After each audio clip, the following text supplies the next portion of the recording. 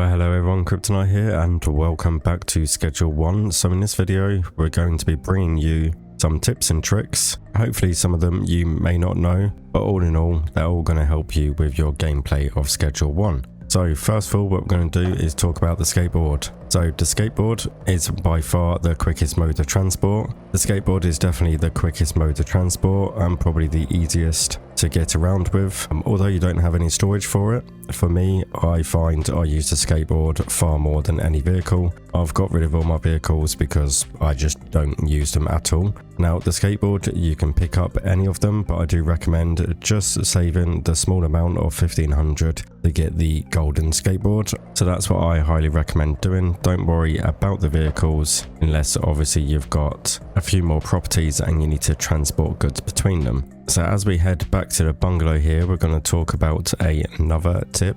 So when it comes to employees, I highly recommend don't bother in wasting your time with the cleaner. Because A, with the cleaner, you don't actually make any money. And B, I find it easier just to clean up all yourself. So what you're going to need is the trash grabber right here and some bin bags. So this is kind of 2-in-1 little trick. So what we're going to do is going to use the trash grabber and we're just going to fill it up like this, and then we're going to pour it all into a nice pile. And we're just going to do this and we'll get this lot all set up ready for our next little tip, which is going to involve the bin bags. Okay, so now that we have all of our rubbish in our pile, we can get our bin bag. So as you can see, our bin bag here has a circle or an area of effect. Now the bin bag actually doesn't have any limitations on how much we can fit into one bin bag.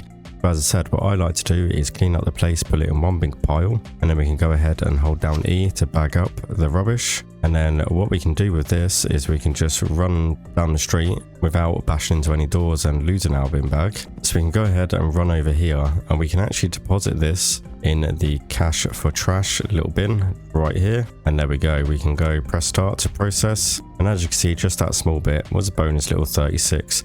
Not a massive amount, but every little helps, as they say. And especially early game when you're first starting out, I do recommend going straight for a shop, buying this and just picking up all of the rubbish that we can find in the street and just dumping it in for an extra bit of cash. So the next tip we're going to talk about is what strain of weed you kind of want to go for. Now the earlier recommendations, if we just head over to our messages, we'll go to this and we'll go to order a dead drop. So if we head over to our products just here, we have the original OG Kush. We then go on to sour diesel, green crack, and then the granddaddy purple. So what you would assume is going straight from the OG Kush.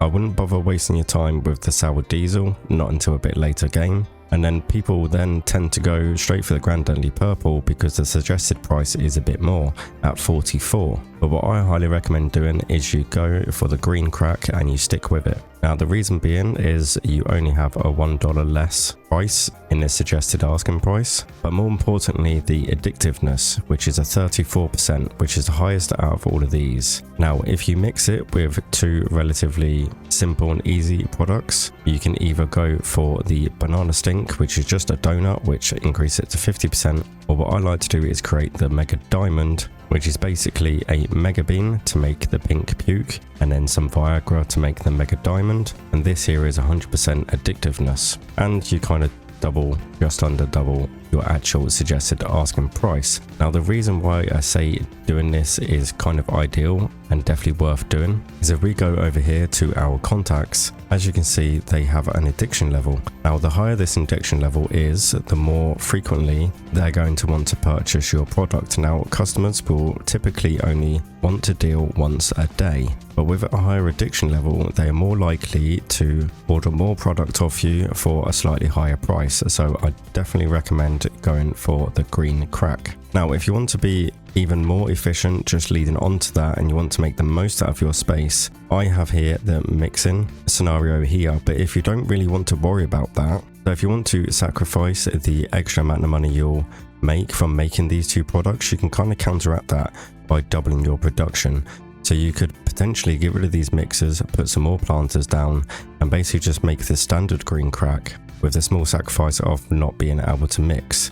Obviously mixing takes time, so what you'll do is you'll just double your production, and sometimes it's kind of worth doing. And we have a little issue here, we'll just pop these over here. So that's what I kind of recommend doing. And next we're going to go on to actual deals. So what we're going to do is we're going to go to our products, we're going to go for Mega Diamond, we're going to list this for sale.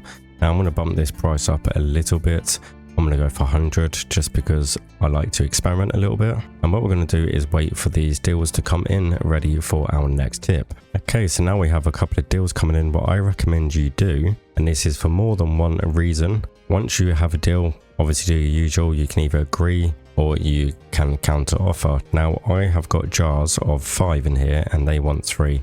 So what I would do is counter offer, and from here you can change your strain if you wanted to. Now we have to go and find the Mega Diamond because I accidentally did that, so Mega Diamond. So what we can do is we can increase that there, but we can also increase the amount. So because we're doing jars of 5, it's always better to rank that up like that. And then fair price, what I like to do is go for the fair price plus a little bit more, sort of like a 10%. So we'll go for around about 450. Now when we do that and they agree to that, what you want to do is schedule a deal, but what you want to do is schedule a deal for late night. Now there's 2 reasons why we want to do that. So we're going to get that done for all the deals, and then we'll go on to the next part of this tip once it gets to that time for the deals. Now another tip you can do is when you are getting chased by the police like this and you're under arrest, what you can do is run around, and what you want to look out for is the what I call biffer bins. So we're just going to run around and find one of these. I know there's some over here, and what we can do is we can open this, we can jump in and close it. That didn't quite work the way I wanted it to. So what you can do is run around until you find a biffer bin, just like this one here. You can go ahead, open it, you can jump in and actually close this, and this will allow you to hide away from the police. So you can just hide here until you're wanted or anything else goes. The chances are they can find you and you can get arrested. So as you saw, you can get arrested, so you need to be very careful with doing it. Make sure that you're out of line of sight, but if you do hide into one of those bins, you should be good to go.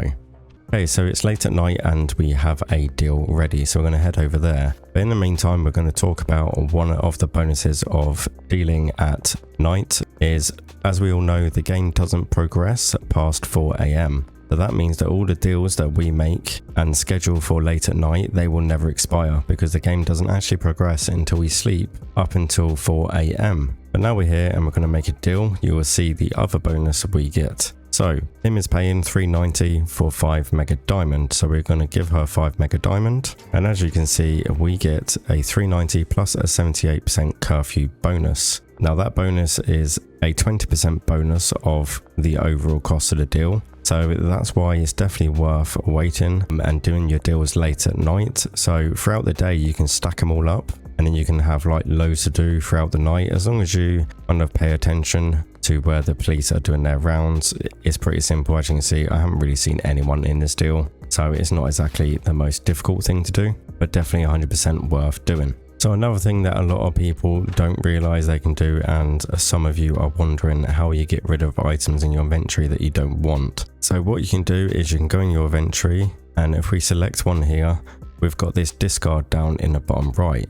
But not only that, another thing you can do, and this counts for when you're sort of dealing your product or transferring stuff from racks to racks, what you can do is if you hold right click, so hold right click to do 1, you can use your scroll wheel to change the quantity, just like this. And then obviously, just in case you didn't know, something like this, for instance, if we say we want to transfer 5, we can hold it, scroll wheel up to 5 up in inventory, but also we can shift and left click and it will transfer the whole stack. So that sounds really simple, but there are still some people that didn't really know about the discard thing to remove it from your inventory, so it's definitely something really handy to note and pay attention to. So it looks like we have run out of product over here, so we're going to have to order some more, which takes us on to our next little tip. So when you're ordering products, what I normally do is for a full large rack I order 160 because that will completely stock up the shelf. So we can go to bungalow and we can place the order, and then what we can do is if we go back here and try and place another order, it says delivery all in progress. But what we can do is go to the other gas mart and we can place our other order just here. So that's a very good way of doing it. And there we go, we have that sorted as well. So that delivery should be coming in the morning, and we will go ahead and take those beans out of there. And what we're going to do is just discard these, just because it might mess up our little storage system over here. So we've got some product ready to get mixed over here and then packaged over here as well. So we've got some reason the product kind of messed up a little bit. I think what happened is the wrong product got put on this shelf and kind of messed it up a little bit. So our next tip is going to be stashes and dead drops. Now, something I highly recommend doing once you've got a whole bunch of cash on you is to save you keep going back and forwards to stashes, just fill these up. So each one of these will stack 1,000. So if you just stack these up just like that, what you can do is then go ahead and you can organize dead drops for all of your seeds without having to worry about going back and putting in some money.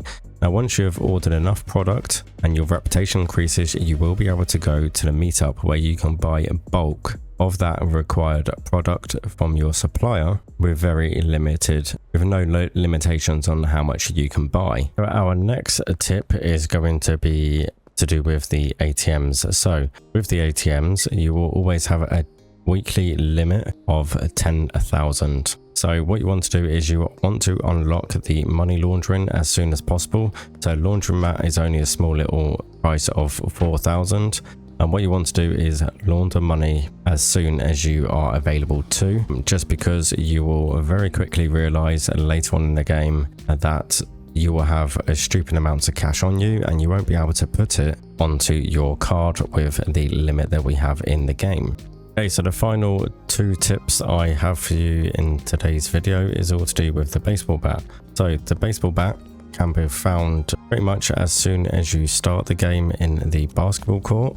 And not only can you use it as a melee weapon, but you can also use it for some free cash. So you can use it on ATMs, just hold the mouse button down and click it, and it will give you some money from here. And also the vending machines that you see around the street, like this one up here, you can also do the same for them. Now, although you can do this, it does take 3 whole days for these to actually restock and sort of respawn and be okay again. So make sure you leave one ATM, one Coke machine sort of left over, just in case you ever need them. So there we go, everyone. There is today's tips and tricks for Schedule 1. If there's any that I've missed that you find would help out the community and everyone's experience while playing the game, make sure you drop a comment down below. And if we get enough of them, I will probably do another tips and tricks video. But if you have liked the video as well, make sure you hit that like button and make sure you subscribe as well for more Schedule 1 content. It's been Kryptonite here. Thank you for watching, and I will see you in the next one.